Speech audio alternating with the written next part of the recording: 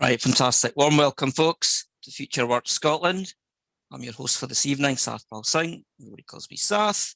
I'm joined by my co-hosts, Donald Henderson and Nicola Bennett. As this is an Agile 20 Reflect Festival, I've just got a few formalities to go through. Let me just find my slides.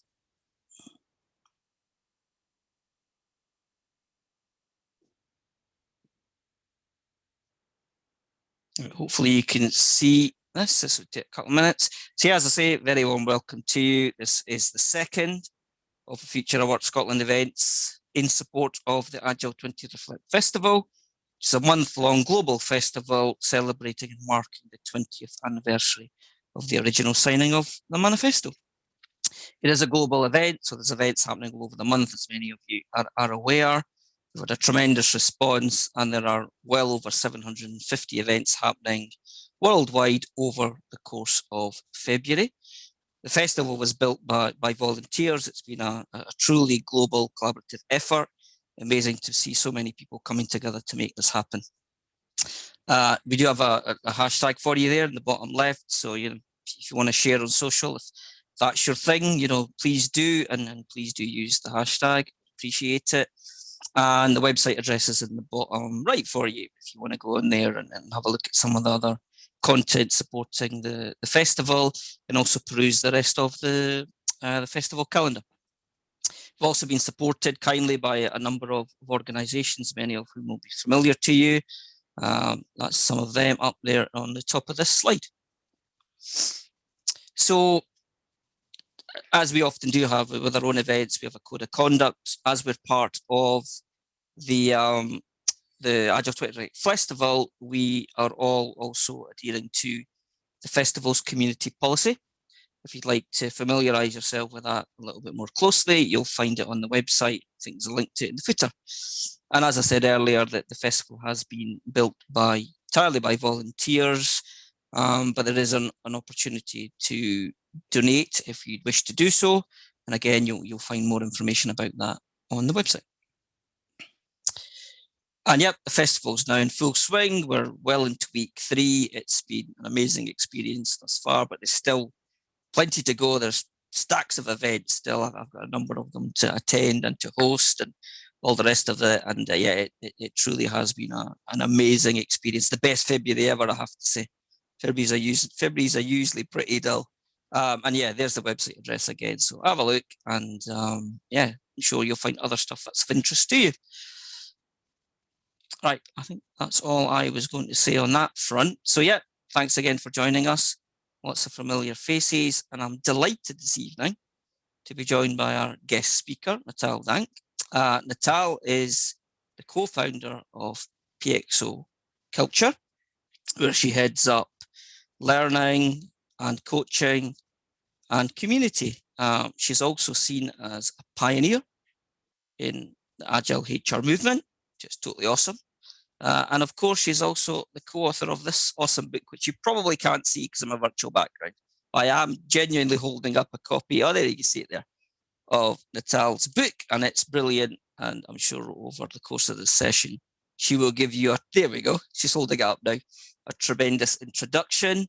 As ever, we're happy to take questions. Please drop your questions into the chat, and myself and my co-organisers will facilitate that and get those questions to Natal. Really looking forward to learning more about Agile HR. Welcome, Natal. All yours. Awesome. Thank you. And I'm very up for the festival feel. I've always been a festival girl myself over the years, and I can see the people partying in the picture behind you there. And oh God, it brings back memories. Oh, to be full of, sweat in a big tent with sweaty people again. One day, one day. With the bass going through the body. All right, so we'll do kind of Agile HR in the meantime, which is just as cool and fun, don't worry. And so today we're going to explore the concept coming from a few different angles, because I think we're going to have a bit of a mixture of people on the call today. So I'll also ask who you are and what you do soon. the way we're going to run it is I'm going to say a few things, and then I'm going to ask if you can contribute your thoughts, questions, insights on Zoom chat, and I'll kind of start feeding off that. And if there's certain kind of examples or sort of points to discuss, we can go in different directions. Exactly. Agile HR is as cool as a music festival. Exactly. Well, we're talking about the future of work, and Agile HR, I think, is a key part of making the future of work happen, because it actually can truly revolutionize the way we go about it. HR itself might look a little bit different in the future, but I think that's a good thing. So let's get into it. Possibly not called HR anymore. So the human remains no longer, hey? Or I was on a meetup recently, and apparently they were called the useless resources. Was one lady got told. Poor. All right. Okay, so just check. Am I? You can see my screen? Yeah, cool. All right. So there's nothing like a pandemic to highlight the importance of working in an agile way. That's my new quote. But what's been quite interesting with the pandemic is, as you know, huge debates around what does the future of work look like, and what's going on in the HR profession as a result is really interesting. So as some of you know, I've been kind of flying the flag for Agile HR for a number of years now. But what I've seen happen now is this sort of, I think, people kind of getting it and realizing, okay, yeah, my organization was transforming, but actually I really get why now. I get why my organization has to rapidly respond to this complexity around them. And the people part of that is so important. So it's been interesting to actually still meet a lot of HR professionals that are new to the topic of Agile, which I kind of thought, it's been around for a while, so I thought people were getting more familiar, but there's still a lot of people coming to the topic in a new way. But they're getting it differently to how they used to. And I was on this call the other day where it was about useless resources. And the person said, oh my God, this is so good. This profession really needs to revolutionize. It needs to be shaken up. And it's so great to see these kind of conversations happening. So this is a great thing. So what we're going to explore today is how do we start designing this, way of working for the future, and how do we help this shift, of course, away from that hierarchical pyramid structure towards the collaborative network that is so important for agile ways of working, or kind of goes hand in hand. What I think is interesting is, of course, up until now, HR processes have often represented this legacy, hasn't it? So a lot of the processes, particularly in a more traditional organization, still reflects this old way of working. Hence, HR has become a bit synonymous with this more command and control approach. And so a lot of this is, how do we move away from that, just in general terms in our organizational structures, but also how does people processes update for this as well. So of course, my point is that you need to be agile to enable agile. So until the HR profession truly partners with agile coaches and business leaders and agile teams, we won't truly realize this vision of transformation that we're wanting. And we're now, what is very exciting, also challenging, is of course agile moving beyond the traditional tech space. And what was really interesting actually is last week I was, fortunate enough to be part of the panel on the Scrum Alliance. And I think because I work so much in HR and kind of non-tech areas, I kind of almost thought it was a given that agile is bigger than tech. But there was a big debate of it still being so, associated to tech. So it was really interesting to see that, yes, that is still very much an issue, and how do we move beyond that if we really want to realize agile transformation across the whole organization and, of course, into the future of work. So part of what I do a lot, and what I think is really necessary for the topic to transcend the tech space, is for things to be translated into other parts of the business. So again, last week there was a debate about do the words of the manifesto have to evolve for people to connect to it in a different way? And I'm not totally sure. There's a big debate around that. But I know definitely when I talk about agile with HR professionals, I need to translate the words, and we need to make it relevant for our context of people, culture, and organizational change. And so a lot of what we talk about is, okay, if we take the concept of agile with the customer at the heart of what you do, then in an agile space, this is your people and business. And how are you delivering value through to that customer, which is your people and business? But ultimately, how does that then flow through to your end customer? So this whole kind of connection, that sort of value stream. And then how do you do this, deliver this value in an incremental way, which is a big change for HR, because traditionally we were this more big bang, one size fits all, whole organizational solution. So how do we start to be much more incremental, test and learn in how we do it? And which is I start to call, how do you start to co-create solutions? And we're going to talk a lot about that tonight. Of course, then you've got the multifunctional way. So to solve complex problems, we need multifunctional teams. Now, this starts to really shake up HR, because that means actually it's not just HR that needs to solve these problems. It's actually working with the business, different parts of the business, and also having people in the teams to help us test and validate solutions as they're created. For me, this is also very true about transformation. So I want to kind of explore that tonight. How do we co-create transformation and not do it in that big bang, one size fits all approach? So the theme of tonight is co-creating the employee experience. How do we start to use agile values to build the solution together? So it's a change that people are experiencing and they're part of, rather than a change implemented onto people. And so this is what we're trying to do even with our customer solution, building a great customer journey and experience. So how do we start doing that internally in our organizations? And so that's what I want to explore with you. So shout out, I'm Natal, so you know that, and love for you to link up with me. So link up on LinkedIn or Twitter, whatever you prefer. And that's the book. But also at PXO Culture, we do loads of meetups. So we'd love to see you come over to PXO as well. And the theme's always around Agile HR. So for example, next week, I'm talking with this fantastic lady, Zach, from a startup in Australia. So you'll have two Aussies, sorry. And we get broader as the meetup progresses.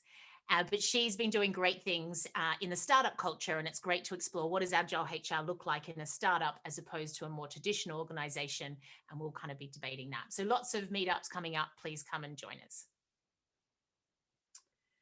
Okay, so let's get into some of the more interactive components. So this is to get you into the groove, and I'll be doing this several sort of sections throughout tonight. Well, I'll ask you to put things into Zoom chat. So the first one's pretty straightforward. What is your current role or function? What do you want to call yourself and what you do? And what's your interest in Agile HR? So for example, are you an Agile coach and you're on this call because you're looking at how you partner with HR or help, redesign HR practices? Or are you in HR directly and you're looking at what does this mean if we start to embrace Agile? So it'd be great to get some feedback from you.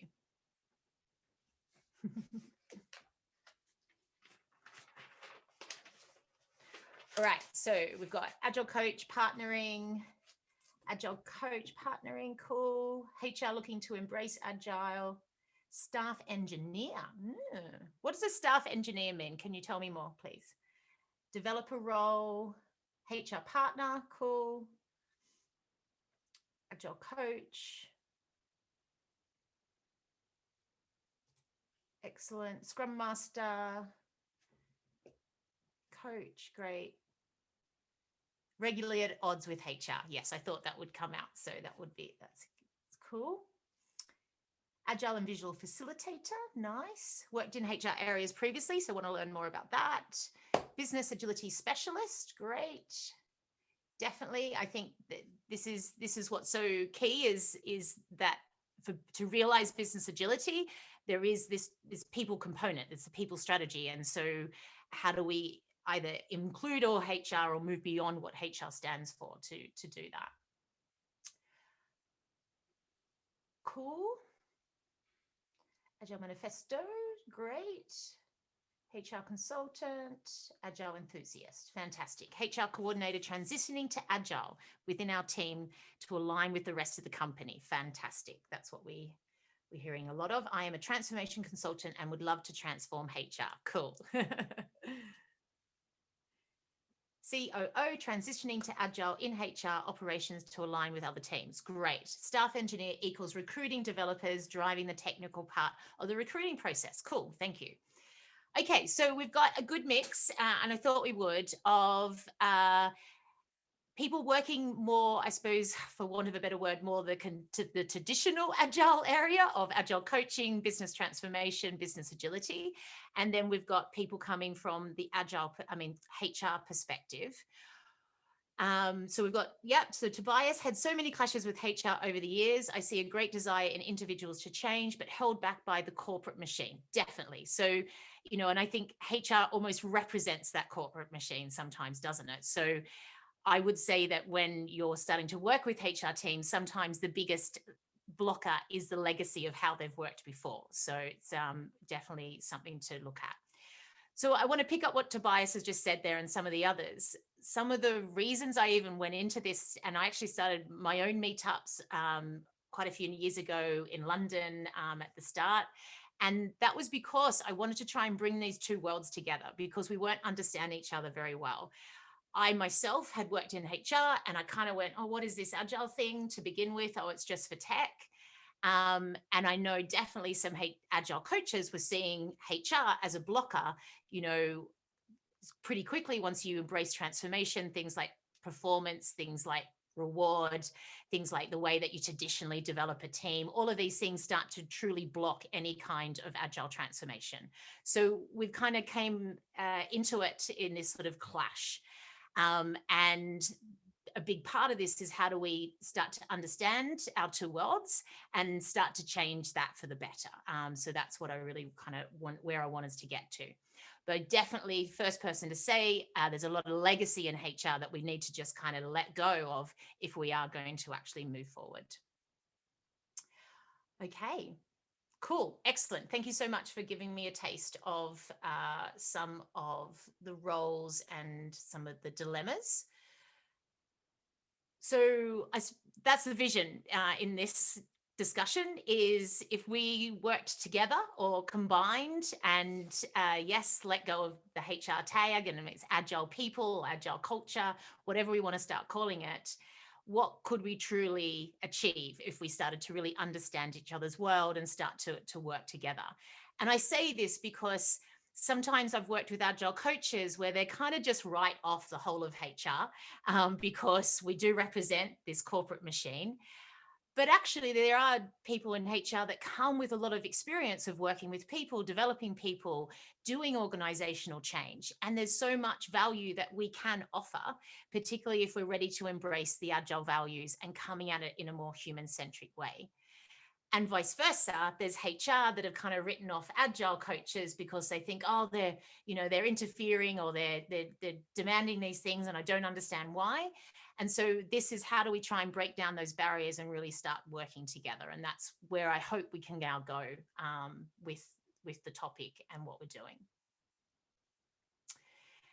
And for me, this is essential if we're going to realize this transformation vision, because one thing, if you think about what I was talking about earlier, is that some of the traditional legacy of HR working is this big bang, one size fits all change. And I think some of the danger around transformation is if we see it as a set model that is getting implemented, or it's kind of a, cascaded, transformation moved through various stages on this set way of doing. And I imagine a lot of people on this call today can't stand that kind of way of approaching transformation, but we see it time and time again. And I'm going to, might be some not sure if there's a Mackenzie's person online tonight, but there's Mackenzie is selling Spotify model now into organizations as how you do agile. Every couple of weeks, there's so many more streams and teams added to the model. And it's this kind of set way of implementing agile. And that's a bit scary. And that's also what HR is trying to move away from. And this is what this concept of co-creation is about. So how do we use the same concepts in transformation, as well as how do we evolve HR to start to build the new agile organization? And I think what's interesting about transformation, I know we debate this, what's the end point? Is there an end point? There's not necessarily end point, isn't it? So how do we see this much more as the evolutionary journey that we're continually iterating and building on? And that's what the future of work stands for a lot. So context is everything. And this is something I like to talk kind of or set the scene around. So if you think about performance and reward, I'm the first person to jump into, I'm a big supporter of delinking any kind of performance ratings and definitely any kind of individual reward in particular. I actually don't really like ratings at all. I'm also a big supporter of more collective ways of doing reward and also reaching into other ways of actually recognizing people contribution. What I've seen, however, and I've been involved in a lot of projects where if you go in and you aim to do if you in an organization and maybe your senior leader is very welded to pay for performance as a kind of ethos, and everyone in the organization has always worked with ratings and how they give feedback. And if you go and jump immediately to this very radical way of no ratings, no bonuses, it sometimes is just too much. And it's also too much in one go. And I don't know about you, but there's a lot of examples out there where managers have then gone and created their own formulas. They're kind of doing so they've actually recreated some of the things that you've tried to strip away. And so this is how the concept of incremental development, test and learn, and building it with people actually becomes very central to how you build new solutions in the HR space, just as much as tech and other areas. So context is king. And if you've got to be very conscious of the culture that you're working in. So if we want to start shifting that corporate machine, we often have to think of the dial, how do we start shifting it to this area and then this area and take people on that journey? Now, definitely, if you're in a startup or a culture where you're already operating quite differently, you can go in there and move much more quickly.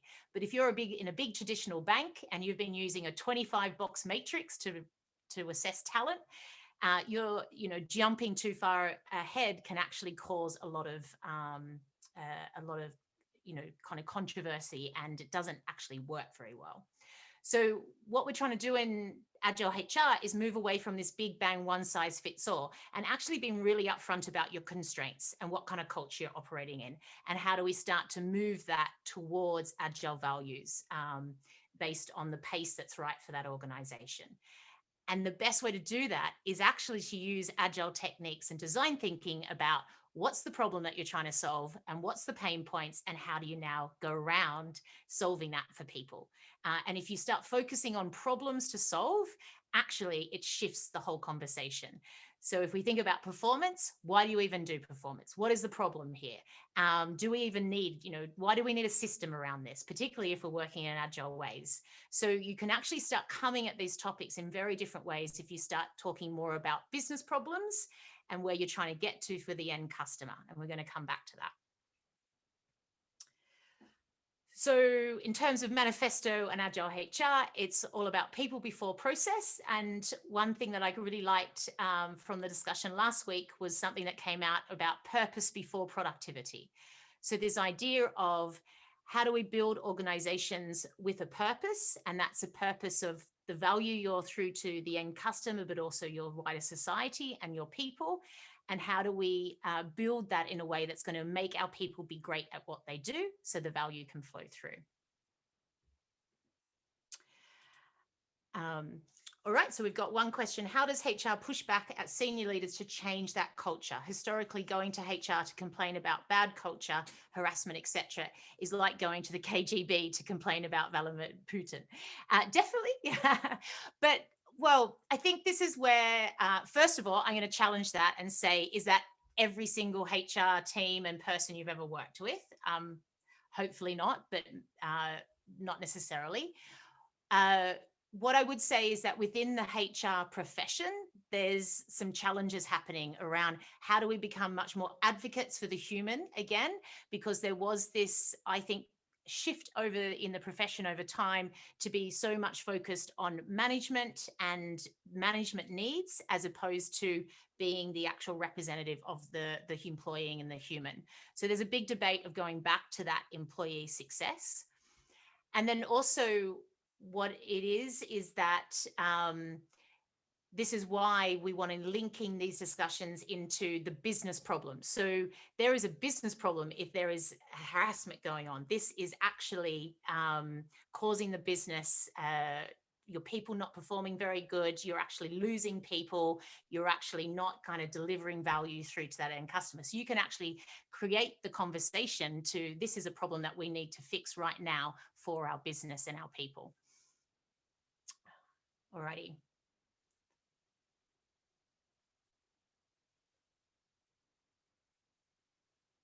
Sorry, I was reading quite a long comment. I'll come back to some of the comments. Sorry. Yeah, look, I think that this is part of it, isn't it, John? That the Agile HR is that, first of all, corporate policy, how do we shift this to be back about people and the purpose that you're doing as a company? And that HR actually represents the human, and that you need to move beyond policy, because this is the thing that if you're going towards policy and process first and you're not representing the human and the people, yeah, then why are we having this conversation? So this is about challenging some of that, definitely. All right. So, and I can read some of yours while you're doing this. I'm going to flip it first, and this will be interesting because we've heard some of the more negative examples coming through. But how are Agile values reshaping HR? So are you seeing any examples or hearing any examples of a more human-centric approach based on Agile coming in and influencing HR? So I'd like to hear if you're coming across any of these examples, what are you seeing? And then I'll also read some of the things that have come through.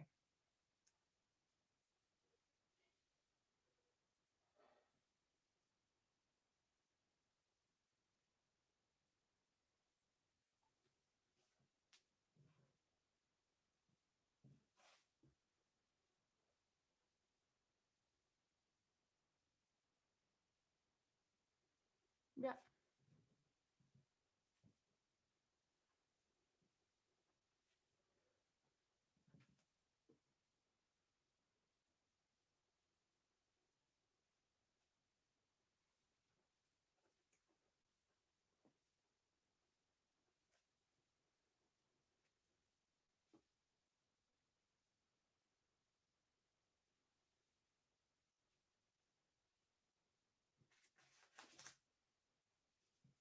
Cool. All right. Sorry, I've gone quiet because I'm reading all the things that are coming in. I just had a wee heart attack there, but I'm okay now. You're right. Alrighty. All right, so we've got some examples coming things. So we'll have a look at some of those as well and go back to some of the debates coming in as well. I've seen some great examples recently of great co-creation with employees for a 3-year plan in certain offices, focus on sustainable working practices. I see HR trying to engage values, but struggling with getting good news culture in organization. Find positive exception, identify 5% innovators, use volunteering in HR. Yeah, interesting. Definitely, I would say that that's what I'm seeing is that you know, HR actually, Agile HR is making other types of people come into the profession. So a true Agile HR team actually has someone from tech, someone from marketing, someone from the development team, and actually that is creating a whole new way that you approach this topic and then work with people in the business. So definitely we'll come back to transparency, because in the end, this is part of it, isn't it? So up until now, HR policy and ways of working has not been transparent, and there's a big lack of trust around that. HR is there to solve employee pain points, support them, not controlling. Definitely, that's what this is all about. And in my experience, HR is there to protect the company. It's not there to represent employees. And this is the thing. This is what we're challenging. So I'm glad that you're bringing these experiences out. And this is what we're saying, is that if we don't start changing this, then we're never going to realize the agile transformation that we're talking about. And I'm the first person to say, do you really need a HR department going forward? Not in the traditional sense, but you need something around the people strategy, building the culture, enabling people to be the best they can be, developing teams. And this is where agile coaches are coming in. And this is where you're seeing great agile HR people start to go. And that's where I want to start exploring. Cool. All right. And so there was one about how do you so there's basically that managers can have a very negative impact on a working environment and on teams. Totally. And where I'm the first person to say is, you join a company for promise and future, and you leave due to bad management. I think what's interesting is that, again, and this is the legacy, isn't it, that HR gets directly associated with that bad management experience. And so what is the role of HR? How do they start to be seen as someone that is challenging that and changing it, and not being part of that rehiring that I know we're talking about, and hiring for a different type of culture and organization? So, all right. Often common ground: empathy, interest in well-being of people, coaching skills, stay inquiry. Yeah, cool. All right, excellent. Okay, so moving on. Plenty of debate. Okay, so some of the things that we're seeing, and we've started to see some of the examples coming through here, which is, how does actually HR move towards the concept of people experience? So this holistic approach of what's going on for our people in our organizations. And this is where you are seeing a lot of the same kind of tools, techniques, and thinking that you're seeing in designing products and services for your end customer coming into HR. So this is, how do we see it much more as an employee experience that is like a customer journey? And there's moments that matter in this customer journey. And what's interesting is that you're shouting them out now. So when I start a new job, if that moment that matters is horrible, and it will truly disengage me, and I want to leave that company. If I have a bad management experience, then that is a moment that matters, and it will truly disengage me, and I want to leave that company. So this more holistic approach of what the experience people are going through at work is allowing, a more design way of approaching some of how we do the products and services to help people. It's also actually moving HR teams definitely into that area of empathy. And this is so important. So by using techniques like design thinking, people are actually going into and doing, empathy interviews, experience mapping, sitting there listening to what is the experience of work going on. I've done so many sessions now where I've asked HR teams to map out one of their processes, and they turn around and go, oh my God, we have built this through our HR eyes. We have not built this through our people's eyes. So these are the kinds of things that you're wanting to happen if you're going to change HR for the better. And so this idea of building empathy, understanding the employee experience, so you then start to redesign and challenge what's going on. So this is how we try and move beyond some of the more negative experiences that are coming through. So this is, for me, is one of the massive big trends that Agile is influencing the HR profession and scene. And this is also what's going on kind of for businesses as well. If you think about coronavirus, what's been really interesting is that it has as we know, it's accelerated some of the trends. So you've seen a huge digitalization of the customer experience, but you've seen a massive digitalization of the employee experience. So most of us are at home now working each day through this environment. And so this is totally re-engineered how you have to actually touch into the well-being of people. So it's kind of just forced this whole reassessment of how do we actually do work and touch into the whole person of work. You know, I've got my dog here behind me. So the whole way that you actually engage with each other each day, you've got your kids around you, you've got your dogs. So there's this whole kind of touching into the real experience of work going on. The other key thing, and this is what I would actually like to throw out there to some of the people that have also saying, well, I've had some really negative experience of working with HR, is how do we actually now move beyond that and start collaborating together? So what does it look like if we start to build teams where we actually have business people and HR people in there working together? So there's a UK company where the HR business partners saw the need to move beyond just being this one person that looks after one part of the business, and quite rightly often was just more kind of doing what, you know, working with the managers. So what they decided is they join a team together and work using agile techniques. But quite quickly, they went and got an engineer to also join that team, someone that was actually a designer to join that team. And they started to actually build solutions that were about products and services that that area of the business actually needed. So they started to basically take on the same working approach that the teams were doing for the end customer. And then this is what starts to really change the model and how we can go about this.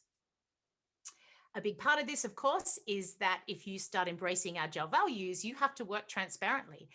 And why, you know, we need to kind of start questioning how much information needs to be held back. Why would any bit of information need to actually be held back from employees if we want to enable real-time decision making? So agile is so much about transparency of information to allow real-time response to the customer.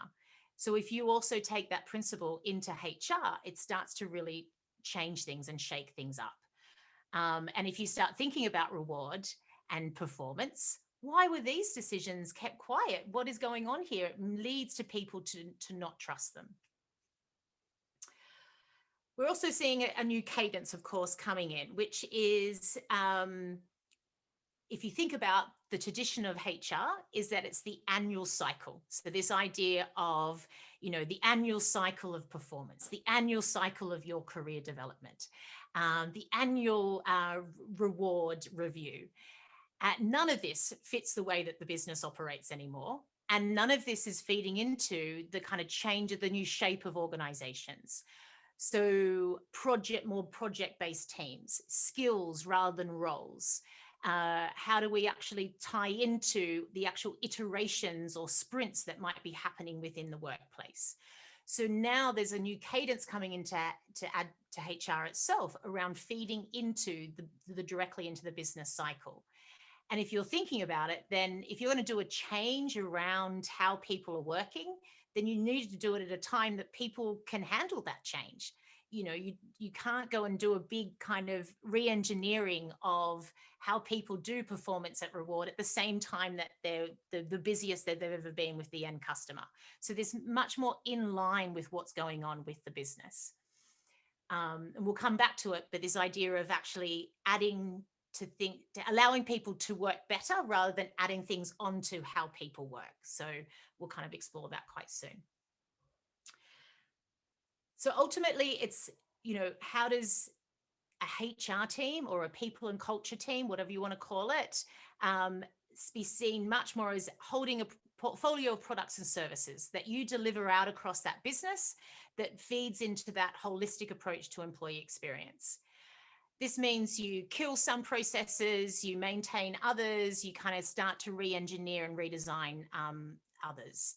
You're also constantly looking at how you delight people. So just like you're trying to delight that end customer, how you are delighting people, and how are you using evidence to manage that. So the other massive trend that Agile is kind of bringing into the world of HR is actually working in a more evidence-based way. And I suppose there'll be a lot of techies on the call going, what do you mean? This is a no-brainer. Of course you should work in an evidence-based way. Where's the data? I don't know if you've been aware, but for people that are on the call from HR, we've often quite liked a new fad, or we've maybe assumed we know the answer because we've seen it before. Or when I went into HR, we were taught that we should follow best practice. So we were taught that actually you should go and look at what Google or Facebook or a big bank has done before, and you should take that model and implement it out in how you do talent, how you do career development. So it's also this kind of challenging of where we've come from before and how do you start to design for the context and for the values of the organization rather than what's been done before. But also it's about testing hypotheses. So if you want to shift the dial around performance and reward, what's your hypothesis on that? And how would you actually get data that what you're going to do is actually going to work? So, you know, I've been involved in projects where you literally go and invite different teams to test different ways of giving feedback, removing the process altogether and saying, okay, what happens if we allow the team to work that way themselves and allow the reviews and the retros to manage their own performance? What does that look like? Start to actually have some information to work on rather than just these assumptions and these opinions around how you redesign a lot of the people practices. And by having data, you can go to that C-suite and say, okay, you thought we should run a training program to answer that issue. Well, actually the data shows it's your behavior that's causing the problem. You know, people are scared to give feedback because they're scared to talk to their manager. How do we change that? So this is how we can start to come back at some of the things that you were talking about earlier around these negative moments that matter. How do we go and get data that actually this is causing a business problem and we need to fix it, rather than jumping to some of the assumptions that sit around it? Okay, so I got a bit carried away in that section, so I will move forward. All right, so I would like to now move this into some of the business challenges that you're facing in your organization in the people space. So what is a HR or people practice that's in your organization that you think needs to be improved or fixed? So tell me a bit about some of the challenges that you're facing, and then we can kind of talk a bit about, well, if you were to approach that in an agile way, what might that look like?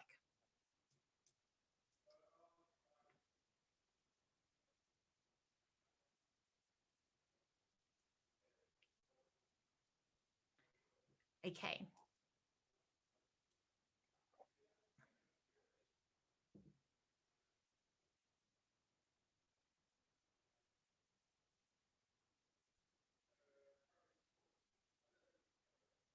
Yeah, so we're getting some interesting ones. So we've got HR could elevate the role of teams and scrum masters and help to end management reporting practices. Walking to work in real time is the only way to remove managerial wastage.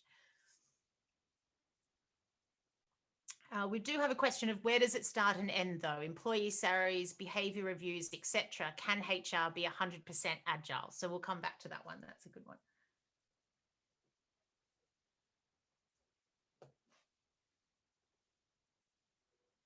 Sometimes HR has first experiences with agile service product development, e.g. training, learning development, can extend from there, definitely.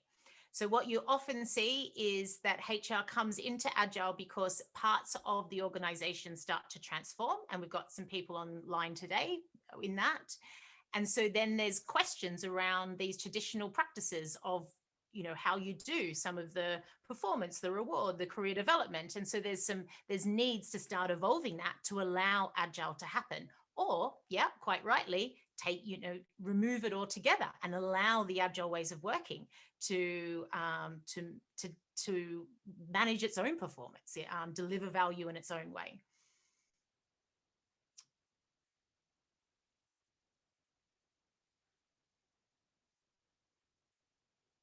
All right, so we've got organizations don't see, in brackets yet, the need to move HR to Agile. How do we convince them?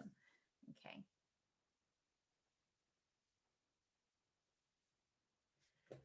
Come back to that one. Data-driven challenging in HR because of the often long delay between intervention and effect. Also rarely monocasualty makes cause and effect relationship debatable. Yeah, I think that's an interesting one, Peter. So what there's definitely the delay. And so what I would say is that measurement, you need to be very upfront about what you're measuring at what stage and when. Also, what I'm talking about is how do you even make it some really basic prototyping of solutions where you're literally getting kind of first reaction before you even go towards creating a solution that you then start to implement and test a bit more longer term. So actually testing constantly as you start to iterate and build it out, it gives you more of a chance of collecting that data as you go. Because yes, if you've got something where you want behavioral change, it's going to take 6 months to a year sometimes to really see that come through. So how do you set it up in a way that you can constantly checking data and getting immediate feedback at each stage to at least be validating that you're on the right track? Because I think this is also what's interesting about HR. There's a lot of subjectivity in a lot of the stuff that happens around people processes. And so we got to be upfront with that, but also how do we also move beyond from that? Okay, how do we get some data to make some decisions so it's not just based on these assumptions and feelings of people? Okay, so some of the things we've got, I'm working in an extremely, I think, PM-centered, so performance management-centered organization where they make Project decisions. manager. Project manager, okay. Project management-centered organization where they make decisions without enough background. What do we mean by that, Ferdinand? And I can. Oh, I work as a technician. I develop software, and usually decisions on technology are made by project managers instead of made by people that understands technology. Yeah. So, okay. So how do we evolve that? Okay, that's a nice one. Okay, cool. Excellent. We've got how do performance evaluation not linked to bonus and economic rewards. Yeah. So how do you actually have a performance conversation that doesn't link to actually what people are paid or how people are rewarded? Great. That's a good challenge to have. My immediate answer is to delink it straight up, but that can be a bit of a forceful change, but at least just delinking it and then going and exploring how you help performance feedback conversations get better, and then go and explore rewards separately. What does that actually mean for people and what can it link to? At least is a great starting point. I hear about legacy culture and constructive areas, siloed areas, no cross-functional teams. Yep, so breaking down silos, definitely a key business challenge. International mobility or within US in a COVID era, how to manage pay for people who are no longer in the expensive location. Yes, so we're seeing that a lot, aren't we? So we're seeing how do you hire talent across the globe? But this idea where talent in one location is more expensive than another, how do you either make that fair and how do you ensure that you can hold both talent and kind of give them a kind of fair kind of recognition for their efforts? HR is seen as experts in people processes, so it's difficult for them to be seen as they don't know or that they need to test hypotheses. Yeah, I think that's an interesting one. So this idea that, but is that not the same for lots of parts of the business? So whenever, this idea of, if you're working on a solution and you're seen as the expert, being open to the fact that you don't have enough data yet to know that this is the right way to go, I think that is agile, isn't it? So I think the more that HR can embrace the concept of agile of, I'm experienced in this space of work, but I don't have the answers because I have to go and find the data and get the evidence of what to do, is just a much better way of going about it. Okay, management rely heavily on measurement against competency for their team members as they see it as fair for everyone when relating to financial reward. How do you remove this whilst team members feeling there will be a fair approach across the teams? Yeah, so this idea of what do you actually link reward to? Is it competency? Is it levels of mastery? Is it skills? Is it outcomes? Is it performance ratings? And I think we all know where we're coming from there. So that's a really good one. So let's take those challenges and now think about if we were to apply some agile values around approaching how to solve them, what might that look like? So up until now, a lot of HR people have solved business problems thinking like HR. So I'd now like you to think about the business problem that you've just talked about. If HR did it in a more traditional way, what might be the solution that is implemented? So we probably would have a competency framework, I would say, for the one that I just read out, a competency framework that's also linked to pay salary grades. And there'd be this huge kind of matrix Gantt chart around how to manage it. Spot on.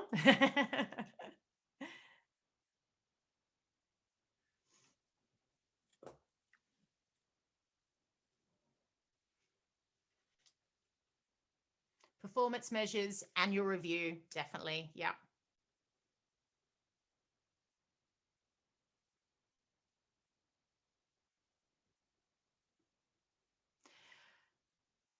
Put people in an Excel sheet, definitely.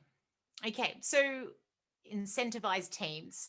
Ask the team to vote on how bonus is shared. Individual reward. Experiment on different ways of doing performance evaluation and rewards. Yeah.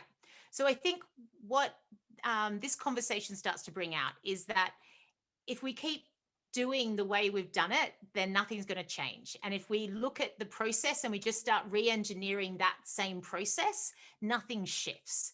So this is how do we actually move totally beyond that and actually start looking at how do you build people practices in a totally new way. And this is where we're trying to go with Agile HR. How do you really start to either, so I've seen some organizations remove the whole performance process altogether and then start with a conversation around why would you even want to talk about performance? What are we trying to achieve with this? So there was actually a really nice Scottish example quite recently where they did that. And the team said, well, what we want is we like to talk about goals and where we're going, and we like to get feedback around career development and what we can do. But we don't want to get ratings. We don't need to have these performance discussions, and we don't feel like we have to write everything down in a system. So what they created was a process that was much more about, not a problem. You use whatever you do in your flow of work to record your goals and how you're working. And you do that either on, in your team, linking to your Scrum boards or your digital kind of ways of communicating. And then once a year, we're asking you to have a conversation that represents the kind of the feedback discussion on how you're going with your career and where you want to go. But of course, we'd like you to do that more, but there's just once a year that you actually record something in a system as such. And so this was very interesting. And then reward was then considered something that was separate and was looked at how do we start to link that much more to outcomes. Yes, they started to look at if teams had a pot of money, how would they give it to each other and recognize each other? What would that look like? So these are the kind of ways that you could start to re-engineer if you come at it in totally fresh eyes. But that does mean that you've got your senior leaders need to be ready to take that journey as well. So this is where I'm saying is you've got to make this a business problem. Our business is held back by a performance process that is over-engineered, that is a waste of people's time and is not actually getting people to be good in their job. So how do you come at this differently? OKRs are the future. So what if we solve this business problem with an agile mindset? So first of all, how do we make it customer-centric? So based on employee and business needs, not previous assumptions, validated through data and feedback.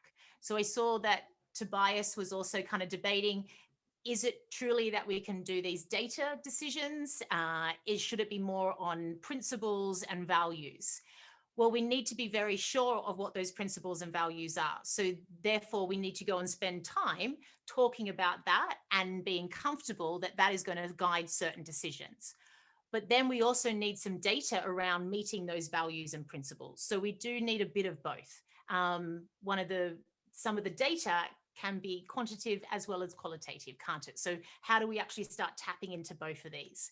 Also in the world of HR, it's about being evidence-based in the sense of drawing on research that's happening out there about how do you do things in organizations differently, what's going on in the academic space around these topics. So it's moving beyond a set kind of solution, or perhaps even buying a product in that dictates the performance. So a lot of you probably engaged with performance management processes that are based on a set kind of tech solution that is bought. And this is one of the biggest issues that we have in HR sometimes when we go about redesigning things. So I've been in a kind of an example. I was doing a re-engineering performance and reward project. And in one part, I said, all right, let's experiment with using this app where you give each other feedback. And because they were techie people, I thought they're going to love it. You know, this is an app that's going to help them give each other feedback. This is the solution. They, of course, hated it. And they said, we don't need an app. We need a psychological safe space to give each other feedback. And actually, it's more about the link to the ratings and the money at the time. So this brought out a lot of data that helped us to then go and actually change it in a different way. And actually, the tech solution was not the answer. In the past, potentially, a HR professional would have rolled that tech solution out across the organization as the way to now do performance. And so this is also, how do we start challenging some of these set solutions that come in these areas? The next one is define value. So this is interesting when you start talking about value definition with people in HR. And traditionally, we have talked a lot about maybe employee engagement, which has sometimes been measured by a survey. And we all know that the survey itself is not a measurement. You know, it's actually even just a starting point of a conversation. So how would you actually start to define and then measure value? And in particular, value to different parts across the organization. So if you think about the business challenge that you've put in there, so we had, you know, decreasing silos, changing the performance management system. We had changing the product, the product management, ways of deciding what to do by the project managers. If you were to solve this problem, what would be the value through to the business bottom line? What would be the value to the end customer? And what is the value to the employees? And what's interesting is if you start challenging HR teams and also the C-suite around these different areas, it actually changes the conversation. And it allows you to start linking the performance problem to delivering value to that end customer. Because if it's seen that the performance management process is holding people back from delivering value to that end customer, getting in the way of their work, or actually incentivizing the wrong types of behaviors, this means you can actually start to have a reason for changing it in a different way. So this is also starts to change the conversation.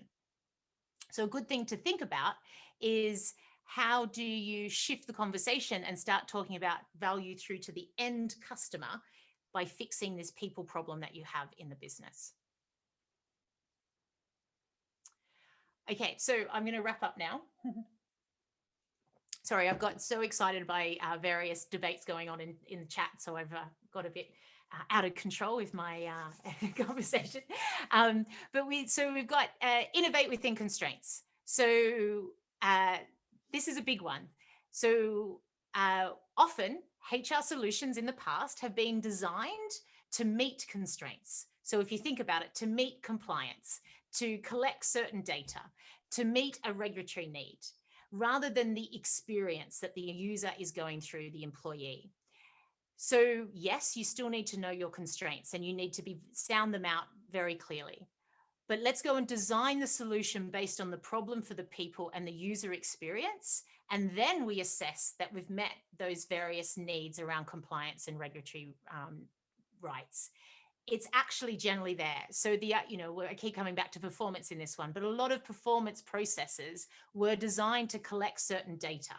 And you may have heard some people say, oh, but if there's a low performer, you need data to show that they're a low performer and you can kind of take action. First of all, that never happened. Secondly, those kind of things never went to a tribunal. Thirdly, managers didn't really want to give a low rating anyway because they feared away from that in the system.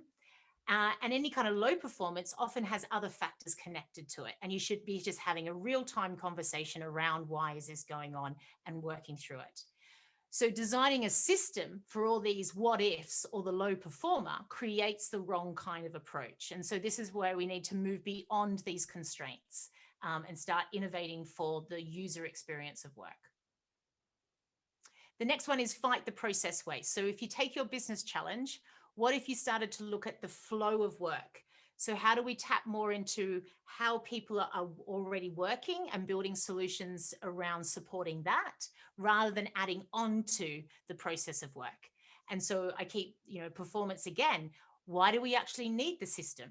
Because if you're using great retrospectives, great reviews, you're talking about performance every way, you've got your work transparently in front of you and you're prioritizing based on value, do you need an added system onto that?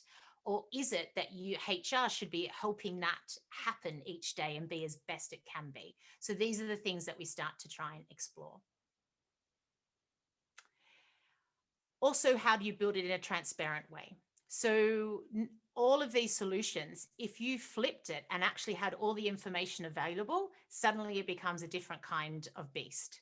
So by working from the position of transparency, you automatically improve perceptions of fairness.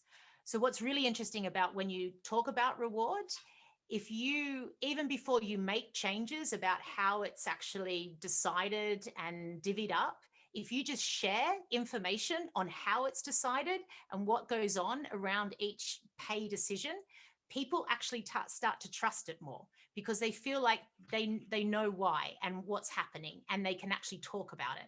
So some of this is actually allowing some of these topics to just be talked about and making them less the taboo and more of the how do we evolve this for the organization. And of course, treat people like adults. So rather than writing a policy of what not to do, why don't you say, this is where we want to go to, and this is definitely going back to the values and principles. This is what we represent. This is what we're trying to achieve in an organization. We trust you to make a decision based on that. You definitely step in when someone doesn't, but if you, again, start from that principle, it really shifts the way you start to design solutions. We talked about incremental development, and I think all the issues that have come through today are really interesting. If you went and did a big bang solution with any of those, you would probably get the wrong result. You need to be in there incrementally building it, testing and learning. And that's also getting some data. Is this right? Are people actually giving you the feedback that this is going in the right direction? Do we need to change and take in the feedback and move differently as a result? And then ultimately harness the agile ways of working that are working in the business. So again, how do we go into that flow of work and build ways to help people be great at what they're doing, as opposed to implementing things on top of what they're doing to actually feel like we're controlling it more. We don't need to. We actually need to just harness the agile ways of working in the business. Okay, so there were so many comments, so I got a little bit lost on what to actually comment on. And Natal, would you like me to sift some stuff out? We normally do that, but you were doing such a tremendous job of working through it yourself, and I was having some technical issues, so I was like, "Wow, this is great! I don't have to do anything now." Right, let me have a quick look through them because we've got 20 minutes. I wrote down a couple of down. Yeah, we had. That's cool. It's quite a lot of HR stuff. be 100% agile? So I can come back to that one.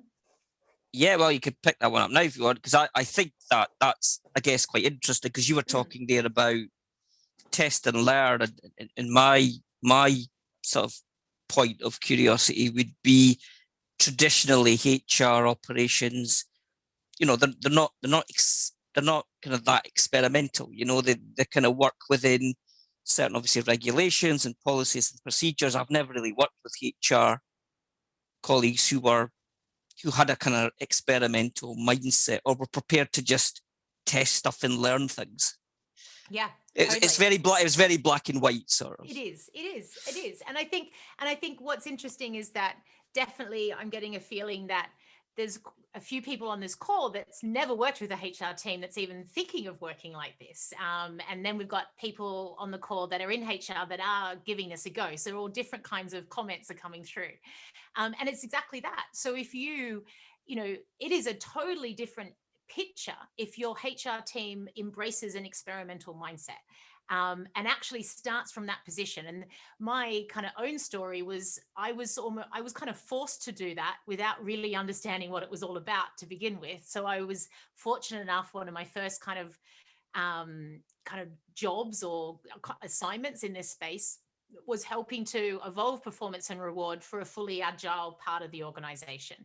And what was interesting is I did what you often do. I went and looked at the engagement survey. I interviewed a few people. I looked at best practice and I designed a solution. And I then presented that. And quite rightly, the head of IT said, well, how do you know it's going to work? You know, where's your data? You've got to experiment. We go and test this and we get some data and then we start making decisions.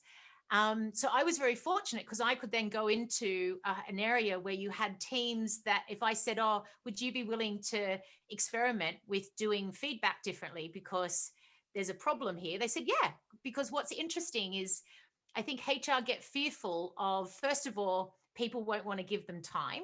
But if it's a problem that they are concerned about, they want to be involved and they want to be part of testing things and giving feedback on that. But secondly, you've got to be really upfront about listening to that feedback and be really transparent about what doesn't work. So if something doesn't work, you need to say, okay, yeah, we won't go any further with that because, you know, obviously that hasn't worked for you and we need to try something different. So it's a very different way of working. But if you embrace it, it's so much more powerful. So I think that would definitely be the starting point. If you actually truly prototype and test, and I'm talking about, so for example, there is a UK company and one of the issues they were looking at was career development. So how do we start to help people develop their careers, particularly once they've been with the organization for a while? And this was a massive organization. So they did a design sprint. And first of all, they went and did some empathy interviews. And they discovered that career development didn't link to competency. It didn't link to training programs. Often for people, it linked to the team they were working with, the desire to have a mentor. Only for some people, it was the next kind of job that they were going to do in the progression up the ladder. So the whole concept of what career development was changed for them. And so then they started to look at, well, what are problems to solve based on this? And one of them was it linked into this kind of way of helping people understand opportunities that were in the business more and kind of start to build their own kind of way of developing different skills to take up those opportunities.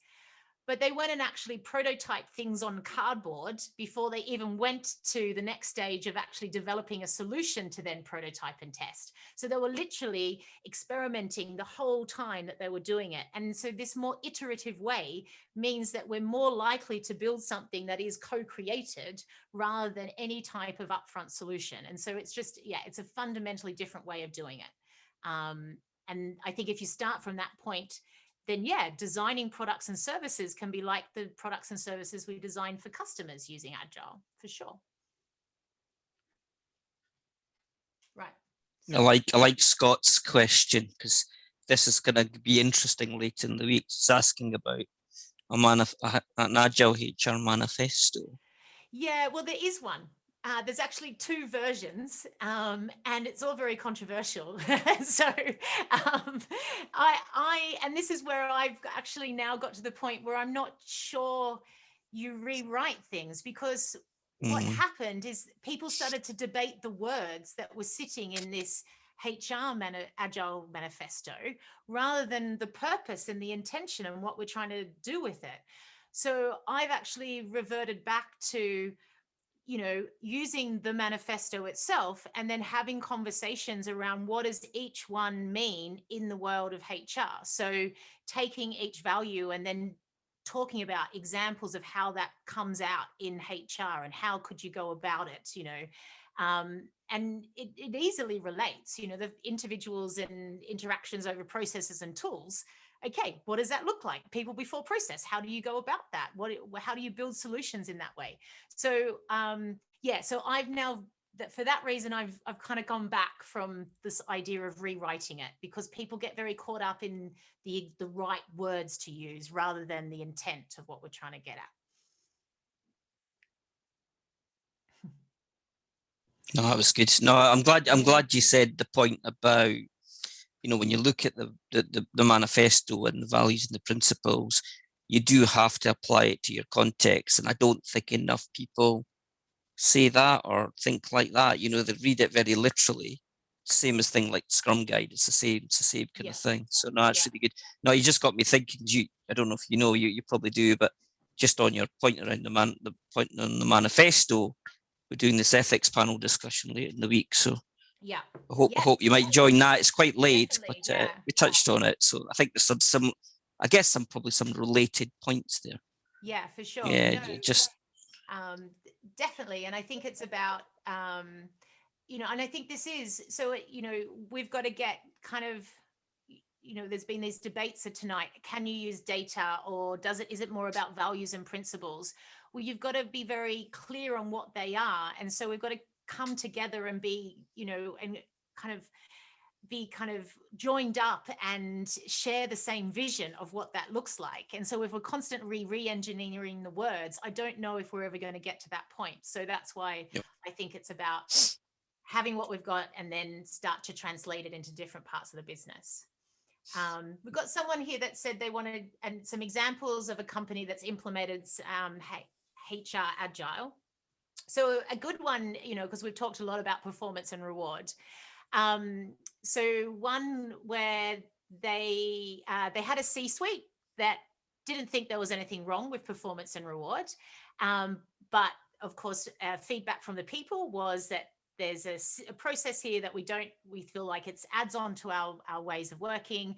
We've got to use this system that doesn't add any value, and if our feedback is all related to ratings and bonus figures.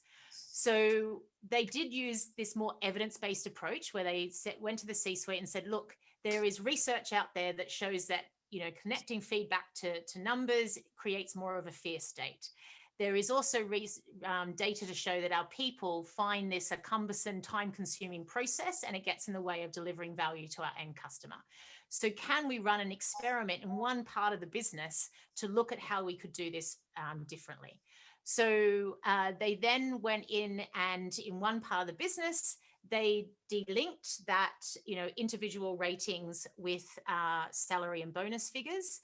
They then went and looked at, okay, what do you do if you create reward linked to collective outcomes? They started with this idea of, okay, based on roles, everyone gets a certain percentage based on outcomes. So we can debate on that, what that looks like. But they also started to look at, well, how do you engage managers in a different way about talking about people's performance? So rather than ratings, they went and had these sessions with the managers of, okay, if you had to let someone, if you were told that you needed to lose people, what would that mean? If you wanted to promote someone, what would they need to get to that next stage? What happens, if you were to hire someone into a new role, who would you choose and why? What kind of behaviors are they dispelling? So they started to change the conversation and getting managers to talk to each other about what was happening for their teams, what did they need, and what kind of coaching support did they need. The other one is they went and did a lot around career development. So how do they start to build solutions around helping people feel rewarded and recognized in other ways? They even started to play with, okay, could teams have a pot of money where they could reward and recognize each other for great things that they're doing, all of this. What happened is they ran that experiment for 6 months. and the net promoter score for that part of the business actually shot up. So suddenly they had some actual end customer kind of metrics to show that if you do this differently, it works. And what people were saying is that, yeah, I actually understand better where I'm going and I understand my performance. And I feel that I'm rewarded and recognized, and they too don't have to relate. And actually, I feel better in my job. I feel more comfortable. I trust the conversations I've got, and this is better for me. So after that, they then actually went and did this across the organization. So it's an example of how you can use that more test and learn approach to look at what might work and then start to build it out there. So that would be one example, and you can read about that in the book. It's in the book. I'll have to take your word for it. I'm not far enough in yet. I'm about to start chapter 8 on the value prioritization toolkit You've got piece. to keep going. Yeah. So it's in Agile HR products and services. So just brilliant. You've there. Definitely reminded me. I need to get my finger out and crack on and get reading. But no, it's great. We've probably got time for a couple more questions. Anything anybody's particularly interested to ask Natal? We've still got pick our brains about your own challenges within your orgs. Anything specific to things you've seen? Anything else? Shameless plug. That's all right. We'll plug your book anyway. So someone said, would you provide, so the meetups that we do, you can just come to PXO Culture. So here, I'll put it up, pxoculture.com, and all the meetups that we do on Agile HR are there. And we try and do at least a couple every month. So I've got one for you then. Since I missed your appearance at the Future of Agile panel at the Scrum Alliance event, how was that experience, and how did you feel about sharing your passion and your pioneering work in Agile, and how did that sit alongside the other topics? This was in the Scrum Alliance panel. Yeah, in the panel. Yeah, because I only just saw it earlier today, and I thought, how did I miss that? So it was cool, and I think I think some people have said I truly believe that we can create a more human-centric approach to how we work. And I think what also shows about the debates coming through tonight is that there's no clear one way of answering. It's very complex, but by working together we can get there. And what I am seeing is, if we think about the hybrid office, so this is the big debate at the moment. So how do you do the hybrid office? What might this look like in the future? And this is, some people want to go back to the office. Some people never want to go back again. Some people need to go to the office. They can't be at home. So what does this look like? There has been some nice examples in countries where they've actually gone back to the office. So not ours yet, where they've done more this co-creation approach. And what was interesting, the one I was talking about recently, is Friday ended up being the day that people wanted to be in the office. And I think traditionally we would never have thought of that. But Friday for them was more the relaxed day. It was the day that you'd like to see other people, be a bit more sociable, and do things like a town hall or meetings with other people or something more creative. So, and then Thursday ended up being their deep work day. So we want to have a day where it's deep work and not even an executive can interrupt me. And so there's this sort of commitment at this company that Thursday's the deep work day, Friday's the in the office day. And then the other days are these mixtures around teams creating their own working agreements about what works for them. Who, if you need to be in the office, why, what does that look like? How do you all be available at certain times so you can communicate digitally, these kind of things.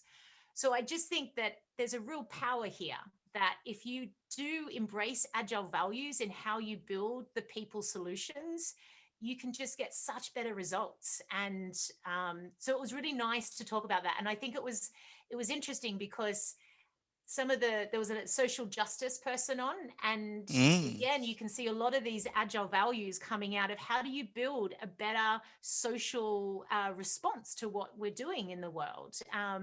But then you had like Joe Justice from Tesla and things like this. So there was this kind of there's also this challenge around, well, Agile is also getting linked to efficiency, productivity, you know, and making money. So where's the human in that? So I just liked that we were exploring those elements. And I think a big part of this is, it's making money, but for a purpose, and it's got to be good for you and society. And we've got to hold those values when we're embracing Agile. Yeah. No, that's a nice that's a nice place to probably bring it to a close there. You've been phenomenal. You closed it nice. Often I ask for closing remarks, but I didn't even have to do that tonight. No, that was fab, and you did field a lot of questions, and you did a great job of sifting through the chat window while I was desperately trying to fix my tech issues. So kudos, we had every kudos. extreme. I think that's the thing. We had, like, you know, oh my God, HR's the worst ever, through to, no, this is the future, we can do it better. So always interesting to have that kind of debate, which is no, good. brilliant. Good. No, spot on. I totally agree. Listen, just to say thank you for joining us. It's been Pleasure. fab to host you.